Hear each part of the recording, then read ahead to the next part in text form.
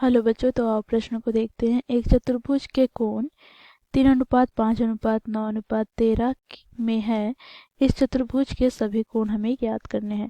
तो दिए गए प्रश्न की मुख्य अवधारणा की बात करें तो बच्चों यहाँ पर हम देखेंगे, देखो यहाँ किसी चतुर्भुज के सभी कोणों का योगफल बराबर होता है 360 डिग्री के। तो इस मुख्य अवधारणा की सहायता से बच्चों हम दिए गए प्रश्न को हल करते हैं। बच्चों यहाँ पर हम चतुर्भुज ए बी सी डी मान लेते हैं, ठीक है। कोण ए, यहाँ पर देखो हमें चतुर्भुज के कोणों का अनुपात दिया गया है।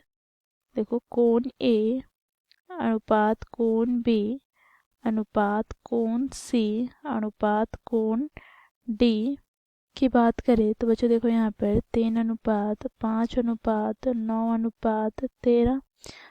तो यहाँ से बच्चों देखो कोण ए हमें कितना प्राप्त हो जाएगा, तो 3x। इसी प्रकार कोण बी हमें प्राप्त हो जाएगा 5x। अब बच्चों देखो कोण सी हमें प्राप्त हो जाएगा 9x तथा कोण डी हमें प्राप्त हो जाएगा 13x।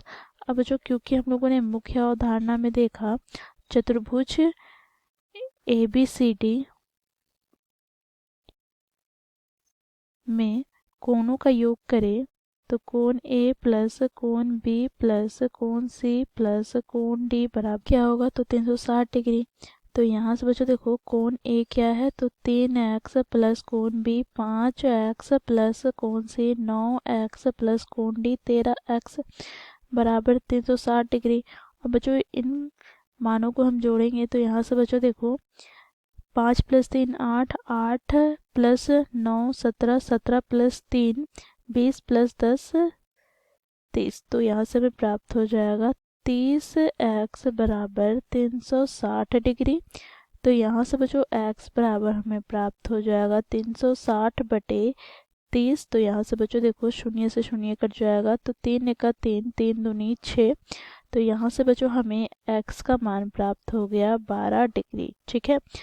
तो हमें यहाँ पर चतुर्भुज ए बी सी डी के कोणों के बारे में पूछा गया है। तो यहाँ पर बच्चों हमें कोण ए कितना प्राप्त हो जाएगा, तो 3x अर्थात 3 × 12, तो 12 × 36 डिग्री, ठीक है। इसी प्रकार कोण बी हमें प्राप्त हो जाएगा 5 × x अर्थात 5 × 12, तो 12 × 25 60 डिग्री। इसी प्रकार कोण सी यहाँ पर क्या है, तो 9x अर्थात यहाँ से 9 × 12 अर्थात 12 × 9 108 डिग्री। फिर कोण डी की बात करें तो कोण डी यहाँ पर क्या है, तो देखो 13x।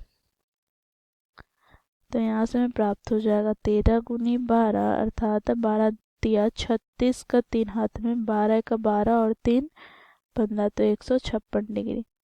तो बच्चों इस प्रकार हमें चतुर्भुज ए बी सी डी के चारों कोण प्राप्त हो गए। पहला कोण 36 डिग्री, दूसरा कोण 60 डिग्री, तीसरा कोण 108 डिग्री, चौथा कोण 156 डिग्री।